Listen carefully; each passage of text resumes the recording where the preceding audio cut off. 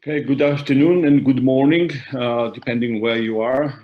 My name is Mamuk Atzereteli. I am a senior fellow at Central Asia-Caucasus Institute at the American Foreign Policy Council. And we are starting now our forum discussion on status update for reforms in Uzbekistan. I have mission impossible today to substitute chairman of our institute, Dr. Fred Starr, who has some travel-related emergency conflict. So I will try to do my best to substitute him. We have a wonderful lineup of speakers. I'll start with introduction of speakers. Mr. Rooden, he is a Chief of Mission for Uzbekistan from International Monetary Fund, has a vast experience working with this institution for more than 25 years now. And his previous job was Mission Chief for Ukraine, and he worked in other countries, Eastern Europe, Asia, and Middle East. So very experienced, obviously, professional. Our second speaker will be Ms. Aziza Umarova. A lot of our colleagues and partner organizations know Aziza. She is working with Central Asia-Caucasus Institute for many years. She is a fellow, Rumsfeld Fellow, spent some time in Washington visiting us in, I think, 2009, as I recall, or maybe a little later. But most importantly, Aziza is CEO of SmartGov Consulting, and she is consulting many international organizations like the World Bank, UNICEF, OECD.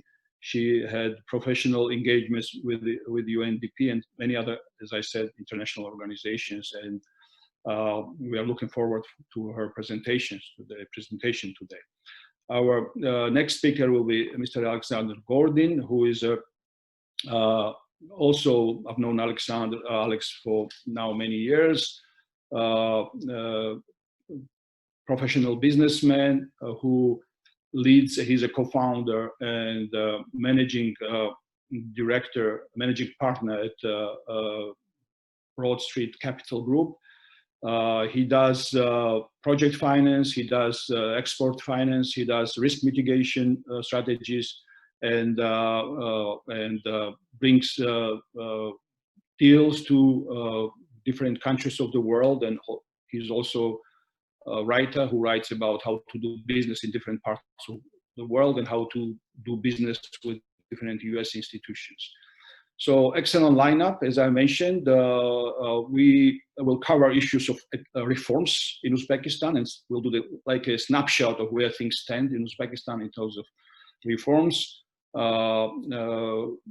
Obviously, Ron will focus on economic policy and economic reforms. Aziza will focus more on governance issues, and Alex will look at business and business perspective on reforms in Uzbekistan. Before handing it to Ron, I would like to just mention that about a week ago, President Mirziyoyev had his presentation at the United Nations General Assembly. And he focused on several interesting global and regional issues. But one of his most important message, I think, was that commitment to reforms remains as a top priority for Uzbek government, and reforms that are obviously impacting lives internally in the country of Uzbekistan, but also reforms that have tremendous impact on what's going on in the region.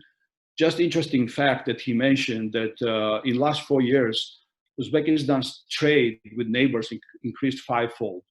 And that shows how much, among other things, obviously, how much Uzbekistan advanced its reform policies in at least in one direction, but definitely in many other directions. Its country in the last 4 years went through tremendous transformation from very close country to now open country that is open to trade and investments and regional collaboration to, as I said, globally as well as regionally. So without further ado, Ron, maybe ask you to start your presentation. Yes, thank you very much, Mamuka. I've prepared a couple of slides, and so maybe we can start putting those on the screen.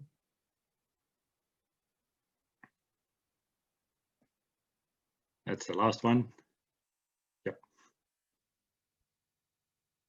And yeah, so Mamuka, as you said, I mean, after years of relative economic isolation, in 2017, 2018, the authorities took several major steps in opening up the economy and implementing reforms. They've liberalized the trade and exchange regimes, liberalized many prices, made it easier to start a private business and invest in the country.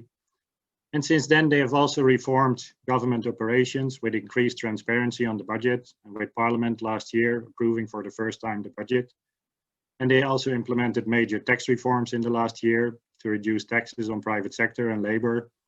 And important also for macro stability, a new central bank law was enacted in last year, and focusing clearly on achieving low inflation as a priority for monetary policy. And as you mentioned, at the same time, Uzbekistan has improved its relations with its neighbors to facilitate the movement of goods and people. Next slide, please. So what had been achieved in the last few years is that Uzbekistan achieved a relatively sound macroeconomic position. Growth had picked up to nearly 6% last year. Inflation was slowly but steadily declining to 14.5%. The fiscal position is quite strong. Public debt is relatively modest at under 30% of GDP. And the external position had strengthened with reserves, I mean, almost 30 billion. Next slide, please. As many other countries, Uzbekistan was hit hard by the global pandemic, and the authorities responded quickly and decisively with measures to contain the pandemic, but also measures to protect people's lives and livelihoods, including through the anti-crisis fund that was established early on. The measures that they took were mainly fiscal measures, with sizable additional spending on healthcare and social assistance, and supporting also small businesses, including through tax relief. And what we see is that economic growth, while slowing very sharply, is still expected to be moderately positive this year, and provided that the crisis abates gradually in the course of this year and early next year, would recover again next year, and hopefully achieving something like 5% growth. Next year. Next slide, sorry. The authorities' focus, understandably right now, has been concentrated mainly on addressing the COVID-19 crisis, and the priority remains and should remain on preserving lives and livelihoods. But they have not lost sight of the reform agenda, and they have continued to make progress in strengthening economic institutions, and particularly by building capacity at key ministries and key economic institutions, such as the Ministries of Finance and the Ministry of Economy, and also capacity building at the central bank. But implementing reforms obviously is challenging under the best of circumstances, and is even more challenging in the current environment with the pandemic. But at the same time, we can see that the crisis has actually underscored the need to continue with further reforms, basically, as we say, to build back better. Next slide, please. And in that sense, building back better, the overarching goal for Uzbekistan is to achieve stronger, sustainable, and inclusive economic growth to improve people's living standards. We had seen over the last couple of years a slow but steady increase in people's per capita incomes. In last year, per capita income was estimated at about the equivalent of $1,750 per person, which is an improvement, but still relatively low. So how to achieve this stronger economic growth? And I think if we look at the balance of payments, it gives a nice illustration.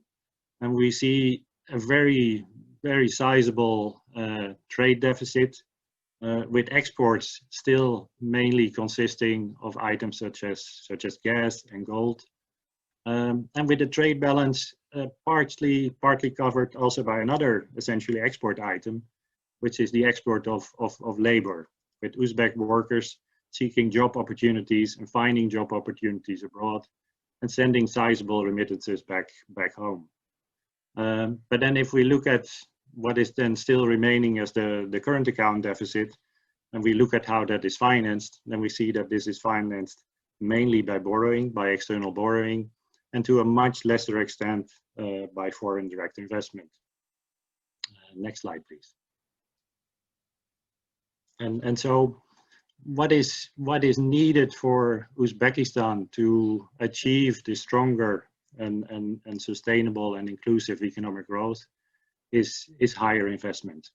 If we look at the level of investment in Uzbekistan, private investment, and particularly, as I mentioned, foreign direct investment is still relatively low if you compare it to most other countries. And so what is needed to achieve this higher level of investment? So first, what is needed is continued sound macroeconomic policies.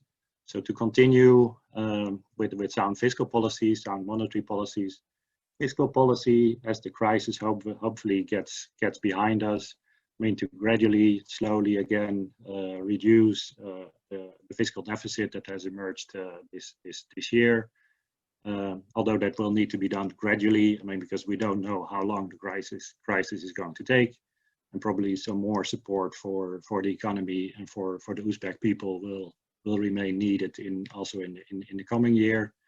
And with monetary policy, continue to focus on further gradually reducing the rate of inflation. And so because without macroeconomic stability, it will be difficult to attract investment. Second, what is needed and where progress had been made, but where clearly more progress needs to be made, is continuing with opening up markets, foster competition, and improve the business environment and governance.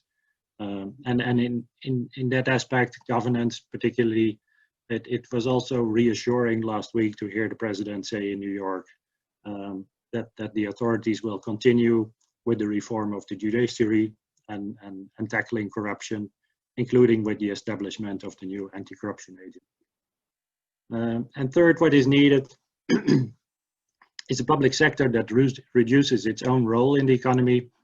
And so that means continuing with the reform of state-owned banks and state-owned enterprises, including their privatization. Now, privatization obviously is difficult under the current circumstances, but it doesn't mean, because it might be difficult to sell a large company and during the pandemic, but that doesn't mean that you can't continue, as the authorities are doing and planning to do, with improving governance in state-owned banks and state-owned enterprises, and possibly already start with divesting the smaller and medium-sized assets that the government owns. Linked to that also is improving, strengthening the government's own role by strengthening, improving the efficiency of public services, and focusing mainly on investing in human capital, and that means investing in healthcare and education. And at the same time, making sure that the poor and vulnerable households continue to be protected and protected better by improving by expanding the social safety net and improving its targeting. And also what the president also referred to last week is continuing with the further regional integration and cooperation with Uzbekistan's neighbors, and to make sure that Uzbekistan is not just a transit route, a connection between trade between the East and the West, but also is able to benefit from a large regional market that exists and trade more within the region. And so all of this is clearly not going to be easy. I mean, it remains very much necessary. And we believe that this is also, I mean, the best way forward to make sure so to continuing with reforms, to ensure that Uzbekistan can create more jobs and ultimately realizes the increase in people's living standards. So let me stop there. Thank you.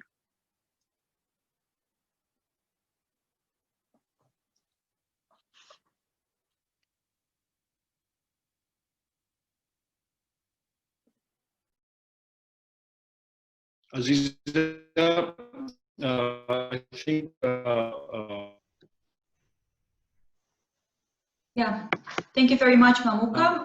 Can I ask you? The points that made very nicely to some of the subjects that are interesting to you. So it's for it. Okay, thank you very much. I would like to ask to put my slides on the screen.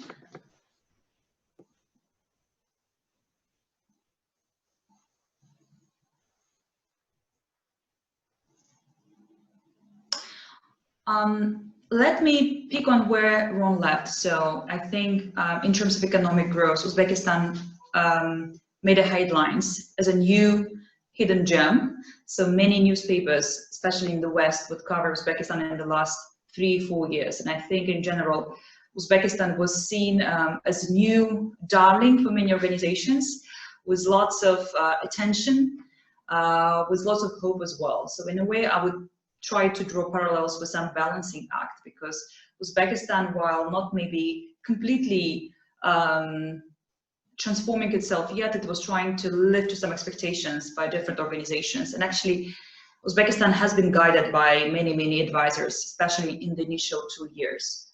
I think one of the immediate results is quite impressive jump in the doing business.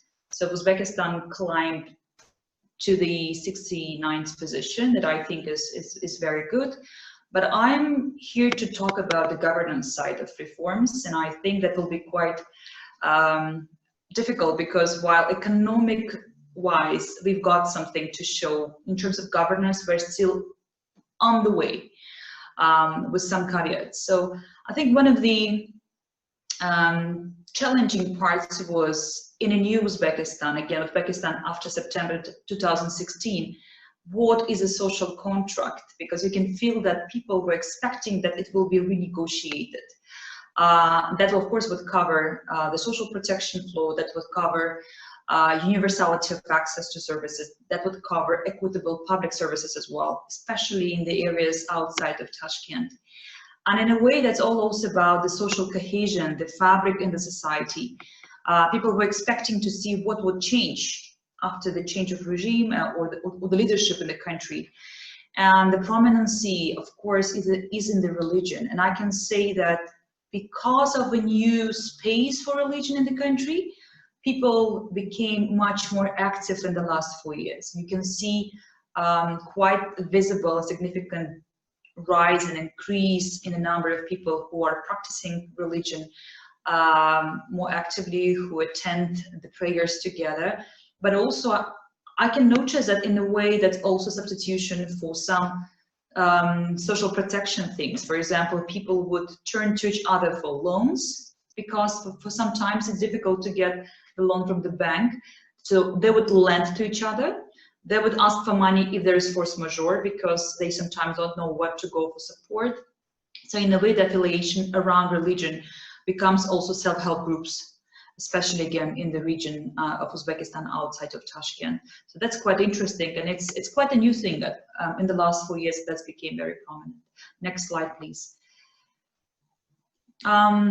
There is an interesting index where Uzbekistan is one of the best performing countries in the world. That's Fragile State Index, and I just picked some of these sub-indexes out of 12. The factionalized elites, economic inequality, human flight, rate range, state legitimacy, and public services. And with exception of state legitimacy, to my surprise, in all the rest, Uzbekistan made a progress. And again, of course, the major improvement is after 2016. But that's something that is quite interesting, because it seems the perception is about Uzbekistan from the outside is that the country getting more and more stable with less risk. So I think it's very good in a way scorecard for the government to say that they are on the right track. So in terms of minimizing the risk of insurgencies, in terms of stability in the society, again, cohesion, in terms of figures taken into account by the authors of this index, Uzbekistan is doing very good. But there is one thing that next slide please, that I think is becoming big elephant in the room. It's whether Uzbekistan actually sees itself with a big or small government. That in a way echoes what Ron was saying, because let's look at the figures. So I tried to calculate based on the data by the Agency for Public Assets Management. So state-owned enterprises, and we have a variety of them. That's also important to note, that it's not just SOEs in a classic traditional way. So we have several types of SOEs, but all of them together, they make up 55% of the GDP. That's huge. And in the meantime, because they're so huge, they also are the main taxpayers. So they are paying 47% of all taxes paid in the country, right? So they are very important. That's why everybody's rushing to bail them out. That's why they're so important in terms of national development. But when you see how much actually they employ people, it's only 6% of working population. The question is, do you want to keep this big elephant in the room that are, in a way, paying the taxes? They are the one who are feeding. But in the meantime, they are keeping people actually unemployed because only small and medium-sized business can generate so many jobs.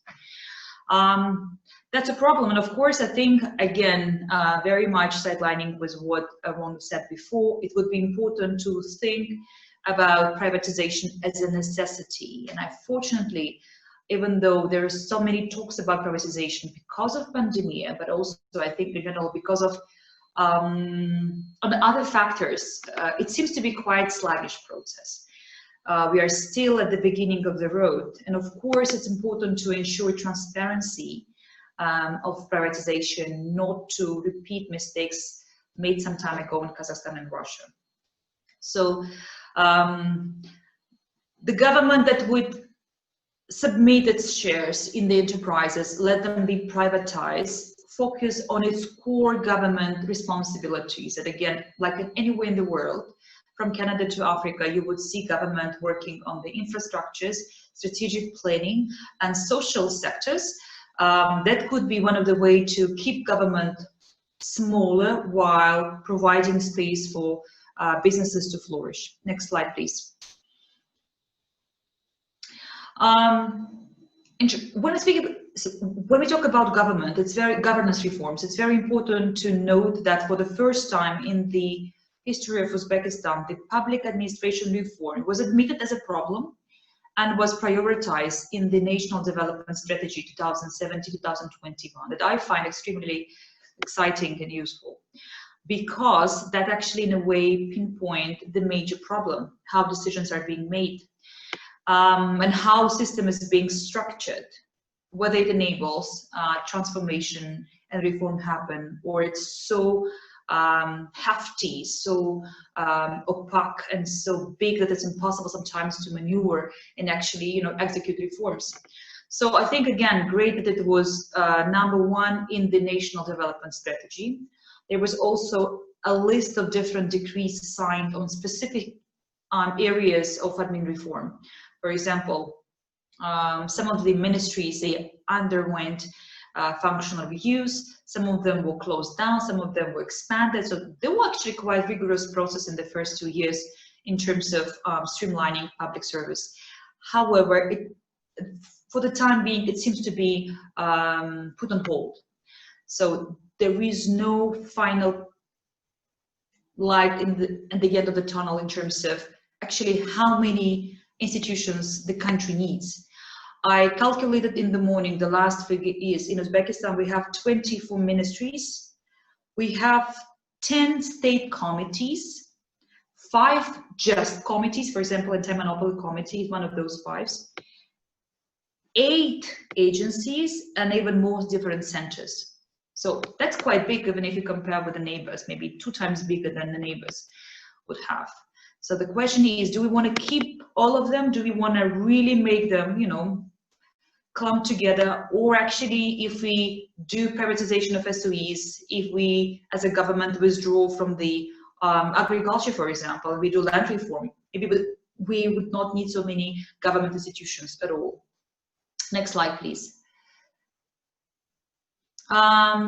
Last but not the least, we still don't have professional civil service. So we still rest on the legacy of the Soviet system with politicized human resource management.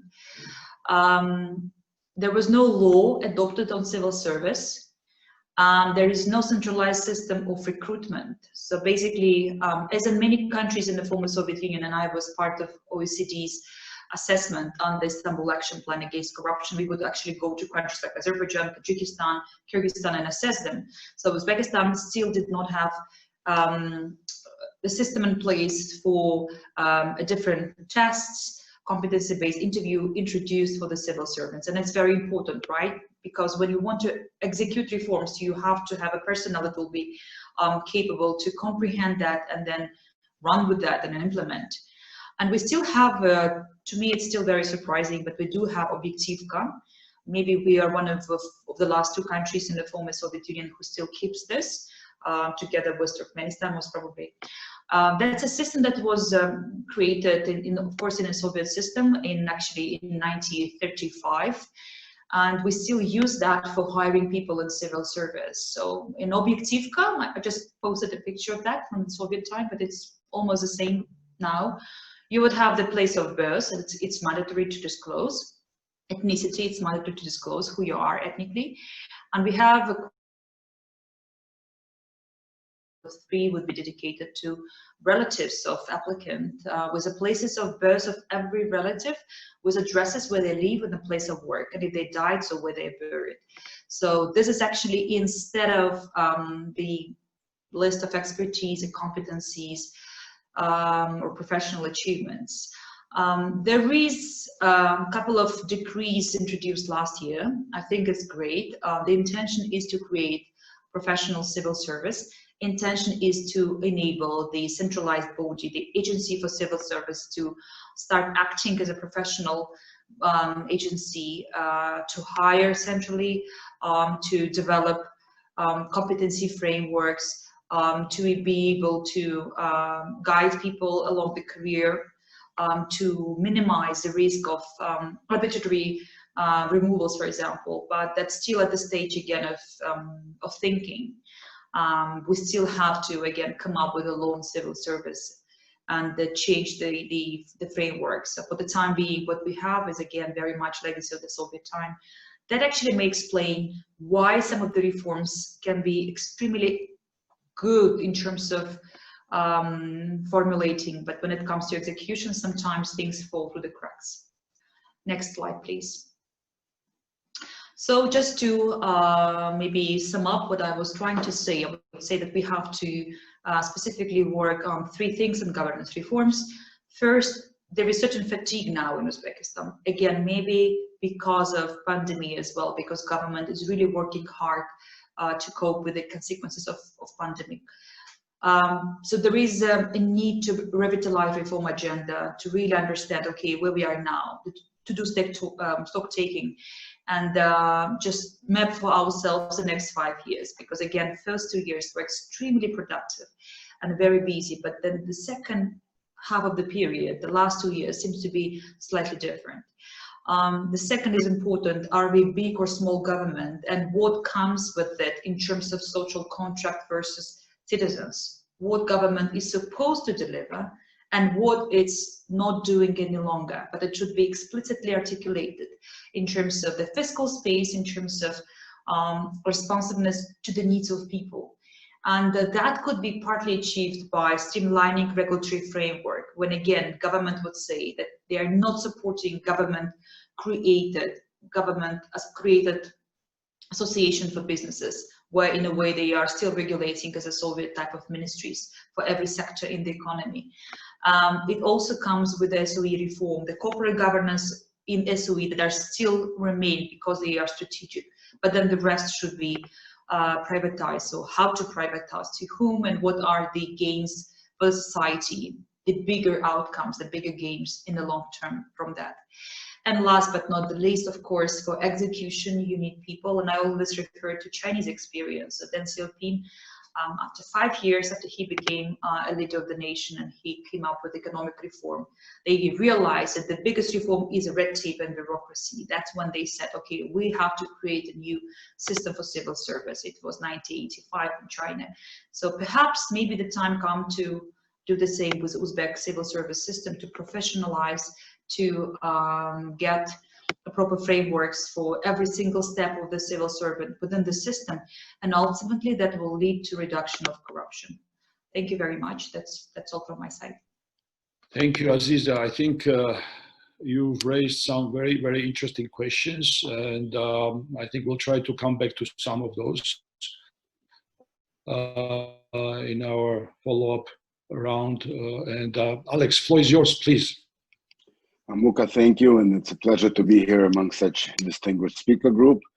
My view, what I would like to focus on is what they call a view from the field.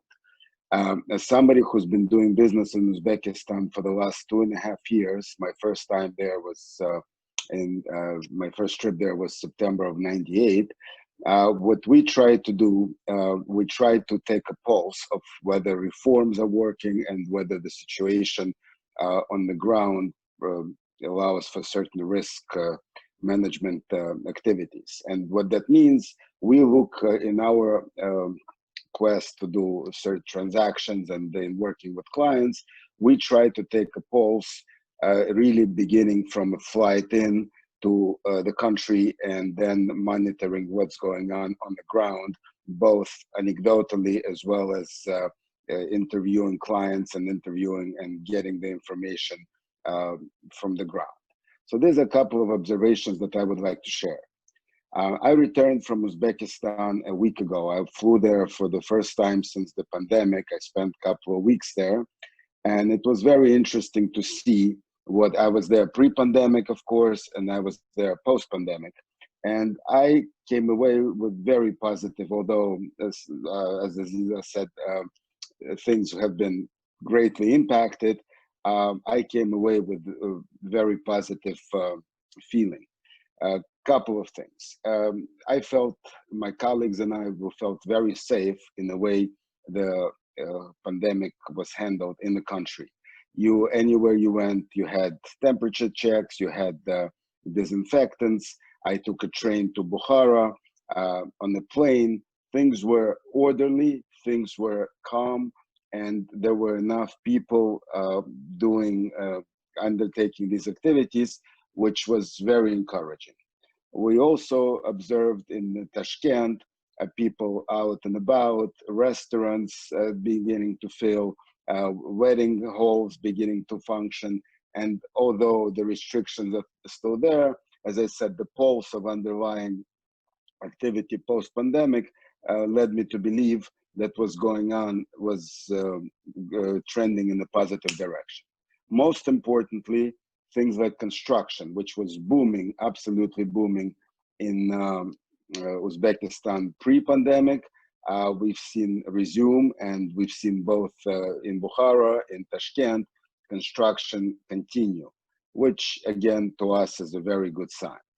So stepping back, as far as reforms in small business, when I went there in 2018, the reforms were coming out at a fast and furious pace. The president was focusing on multiple sectors. It was very encouraging, but the feeling was that the government was not running at the same speed. It was difficult to catch up and transform these reforms into actual actions. Now the feeling is somewhat different. We feel that the situation has stabilized, and a couple of things have already begun to sprout from what has been happening. One of the trends we've seen and with our clients is that they started to consolidate due to the positive tax reforms.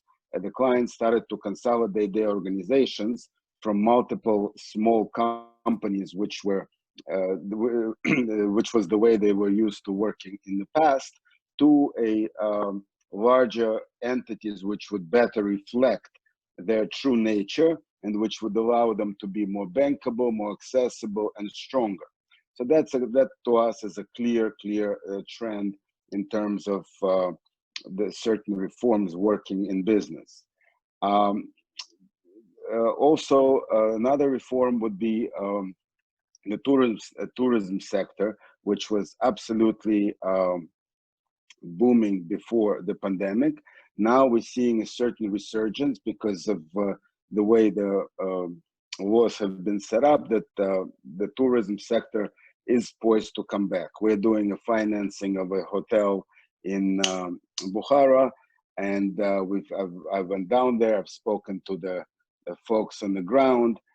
There is very interesting resiliency in the way people are weathering the crisis, and there is a tremendous bullish expectation of the tourism sector returning to Uzbekistan.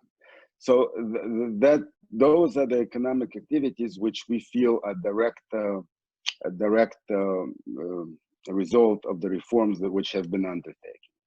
But at the same time, there are some issues which we also saw came through very clearly, because as the companies grow, as the companies are poised to develop, there is a severe shortage of qualified personnel. Everybody, I have received these complaints from a number of clients and organizations we've been speaking with. There are a lot of people have left. A lot of people there is a tremendous shortage. And in order for the country to be able to continue on the path of economic reforms, it is vital that the education system is brought in compliance with today's requirements. So whether it's trade schooling, whether it's education that would provide short-term education that would allow folks to train, that would be absolutely vital in order for this economic activity to be sustained. We are currently involved in several projects which represent different parts of the economy. We finance an import into Uzbekistan project, export from the US. We are working on it with a rather sizable company in helping them enter US markets from Uzbekistan. And we are also working on project financing with the USDFC, formerly OPIC, on putting up a financing in Bukhara. All these three projects to us represent different ways that we can see that their ease of doing business with Uzbekistan has been absolutely greatly increased. As a matter of fact, yesterday, American Uzbek Chamber of Commerce put up a press release that Uzbekistan has been rated 43 out of 83 countries in a way that ease of doing business by OECD in terms of regulation in country as far as doing business, and that's ahead of even US, Switzerland, and Poland. So that's very encouraging, and we think that this type of activity should continue, and less regulation and smaller government, I guess, would be beneficial to the country. But most importantly is that the reforms continue at the pace that they're going, that there is no backtracking, because for investors, stability is extremely important. So backtracking is something that would set the country back. We've been doing business in other countries in the former Soviet Union. We've seen very unpleasant examples of tremendous initiatives gone bad because backtracking has taken place, and for investors, it's not a good thing. Investors have been closely looking at Uzbekistan for the last 4 years. I would say in the last 2 years, it has been the credibility of the reforms which have taken place has begun to take root. The underlying economic activity has been solid enough to support the fact that these reforms are real and the economic sector will develop. And very important is to maintain the course and to make sure that the reforms continue in that in the right direction without any sort of side turns. And that's basically my view from the field as far as what's been happening in Uzbekistan and how it affects the business. Thank you, Alex. If I may follow up immediately with the follow-up question. You mentioned different funding institutions, and what can you say about access to finance internally in the country? So do you see capital being available for small and medium-sized companies, or is it more for the larger companies? Or what's the picture? What's the perception there? Capital is always available. The problem is ability of the borrowers to be bankable. That's the biggest issue, whether it's large or small companies, because in every company, in every country, in every emerging market, besides what we call development finance institutions and IFIs, there is also bank capital available, even though that's expensive. But capital, usually there's not a problem with capital. Problem is with the borrower's ability to understand what's required to be bankable. And that's one of the things we're working on in what we do, is to make sure that the clients become bankable and expand their ability to access capital, not only within the country, but externally, because that's key to growth. And usually external capital is cheaper. But in order to be bankable, things like transparency, audits, financial compliance, governance, corporate governance need to be introduced. And that's something that Uzbekistan is just making its first steps in. Obviously, the banks are there because banks are probably normally the leading, both private and public banks are the leading companies in that regard. Some larger companies, but in Uzbekistan, they're mostly state-owned enterprises. So for private company, the message is that it's a process. It's normally at least a 2-year process, which requires commitment by the company management, by the owners, which I don't know how many people today are willing to make that commitment. So that's a bit of a disconnect, where they do want funding and the funding is available, but to reach it, they need to be able to undertake certain reforms within the company, not so much external, but internal restructure. Thank you, Alex. If I may turn now to Aziza. Aziza, if you were in charge to identify 3 most important governance reform initiatives for Uzbekistan, you elaborated some of the priorities, but if you were to tell sort of what are the 3 most important priorities, what those be? Yeah, I think first of all, I would say that one of the biggest problem at the moment is competition. So we need to really have stronger trust-related legislation, and we have to make an extra effort, definitely, to combat monopolies, because that again comes back, it's in a way like making a loop going back to SOEs, because some of the SOEs are the monopoly and they are sometimes still the main regulator of the market.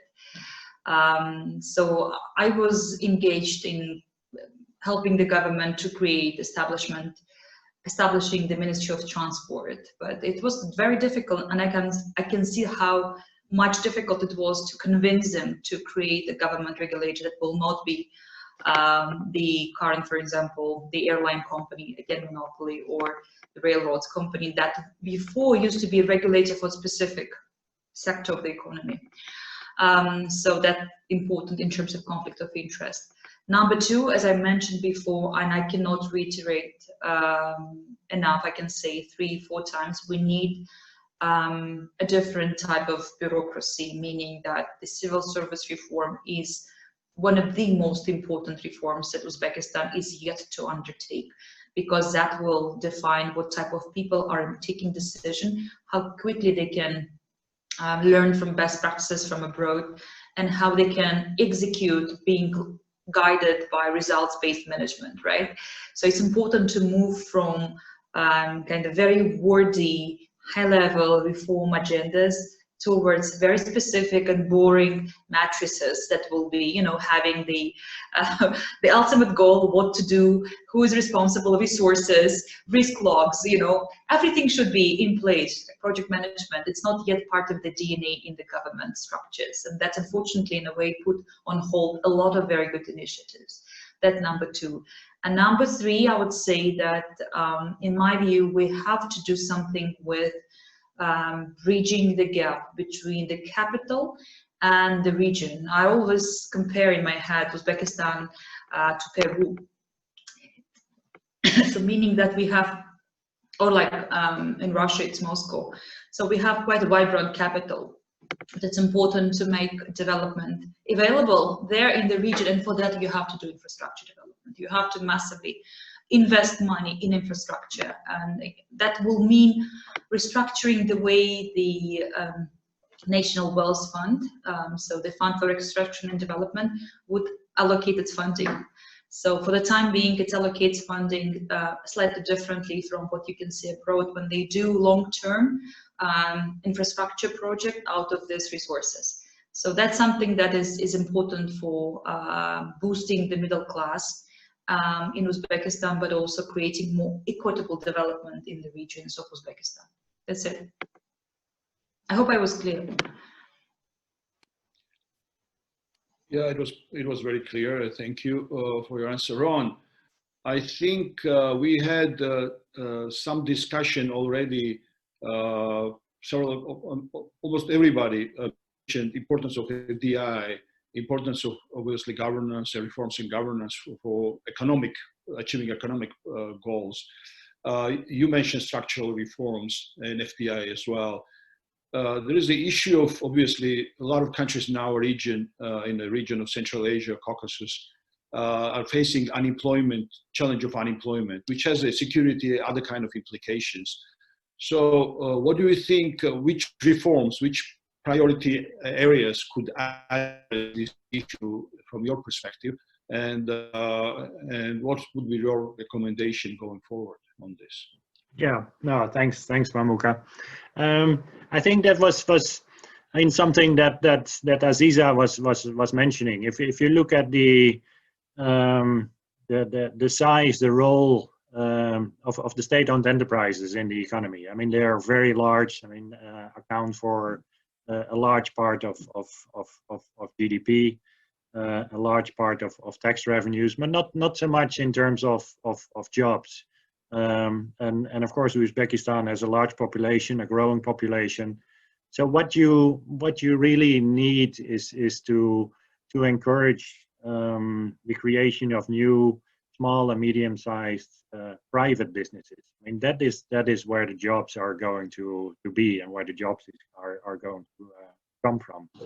And so that requires, I mean, what all of us mentioned is to continue with opening up markets, breaking down monopolies. I mean, many of these state-owned enterprises, I mean, they are de facto a monopoly. They are in one way or another benefiting from tariffs or other advantages that they have. So continuing with the reform of the state-owned enterprises, I mean, starting with improving governance, I mean, with the independent supervisory boards at state-owned enterprises, but ultimately at divesting most of the state-owned enterprises, and like I said, I mean, they can start with the smaller ones and the medium-sized ones, but also opening up markets and increasing competition. I mean, because it's the small enterprises, the small and medium enterprises where jobs are going to come from. Ron, if I may ask a follow-up question. So when you discuss these policies with the government, do you give them some kind of time frame for, let's say, privatization? Because I know it's a definitely big issue. It's a big elephant in the room, as I said. You know, what happens is important. you the future of Uzbekistan from many different perspectives. So, do you give government any time frame for? No, we stay clear of that. We stay away from that.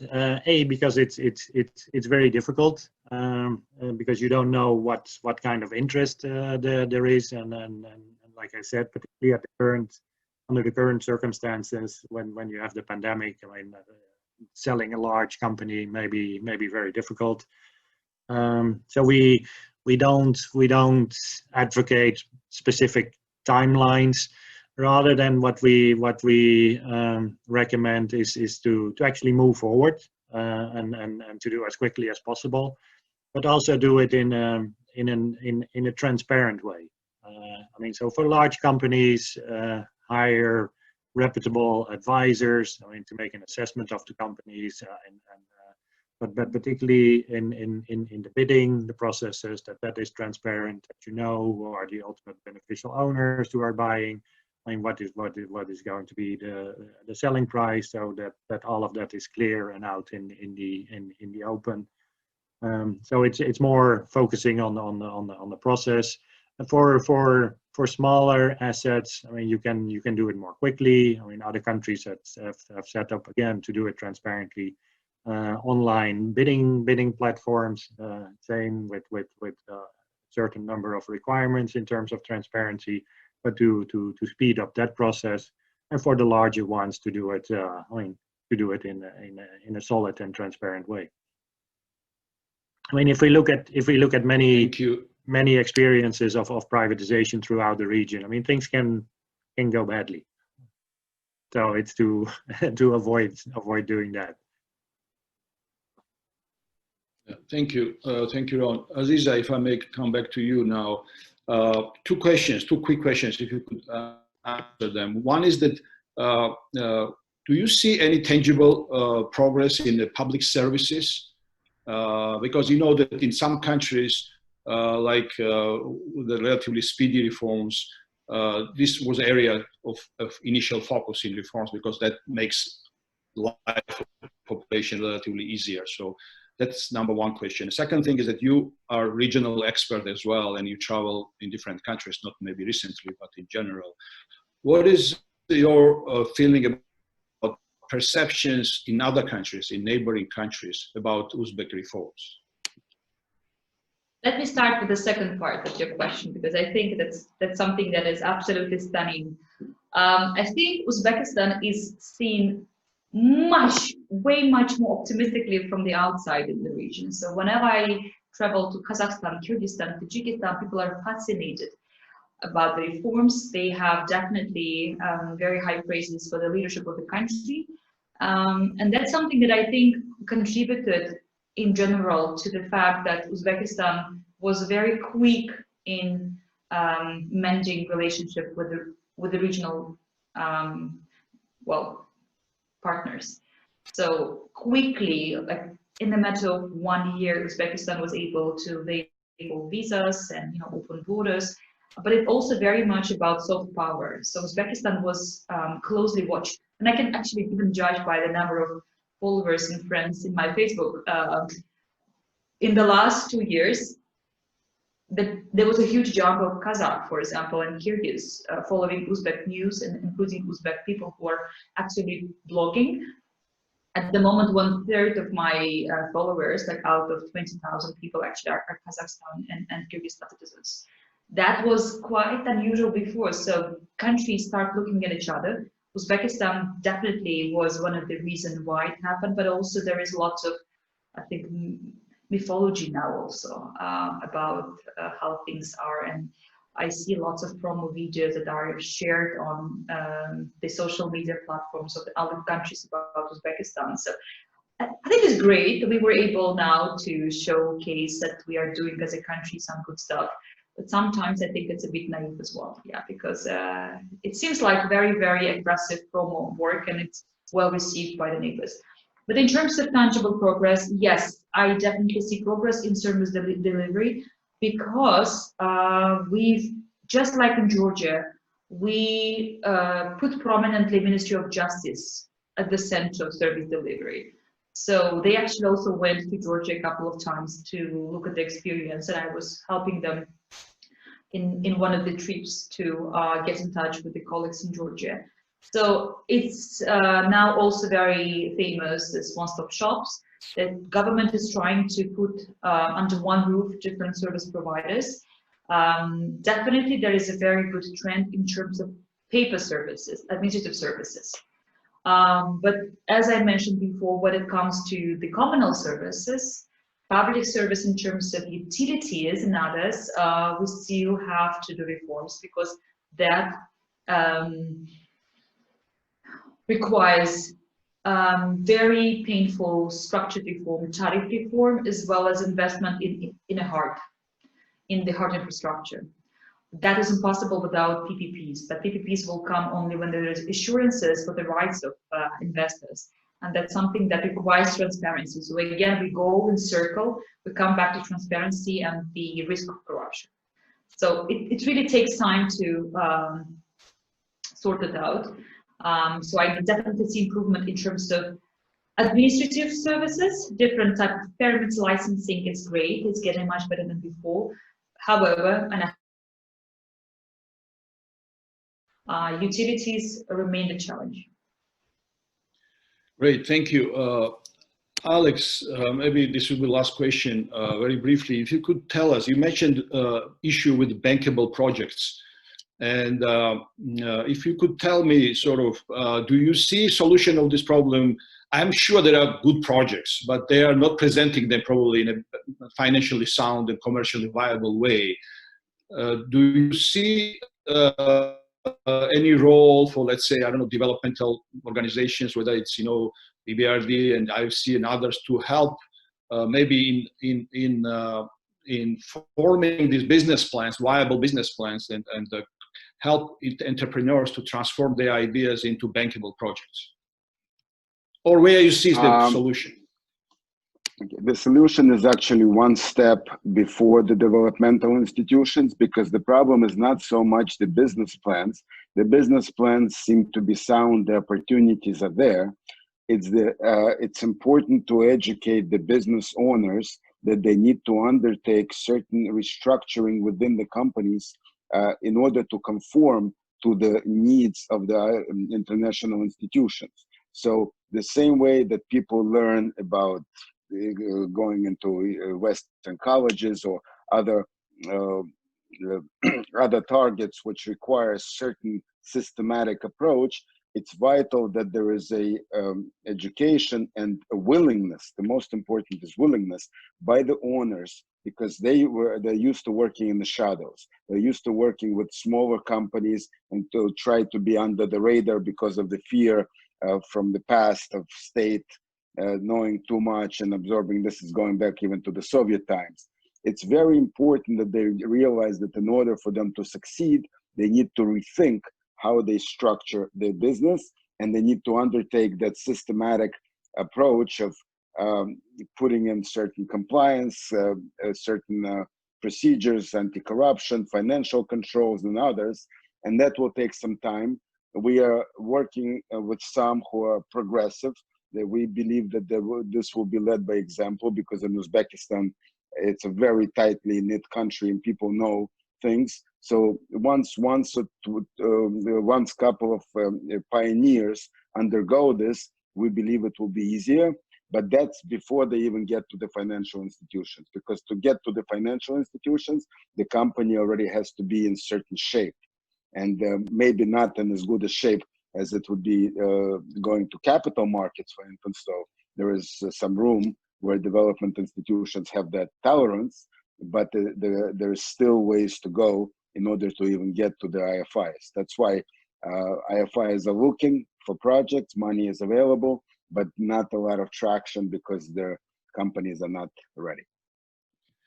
Thank you, Alex. I think it's impossible to cover in 1 hour all that's happening in Uzbekistan in the last 4 years. I think tremendous effort is made for transformation of country and reforms. And we've tried to kind of give our audience like a snapshot of some of the issues, some of the priorities. I think we've covered pretty extensive ground, touched many issues, and I think we'll have an opportunity going forward to come back to this issue maybe after 6-8 months, maybe 1 year from now. I think we'll monitor, all of us, with great interest and support reform policies of Uzbekistan, because we all want to a country of Uzbekistan to succeed, and also these reform policies to be successful for not only external audiences, obviously, but for most importantly for people of Uzbekistan.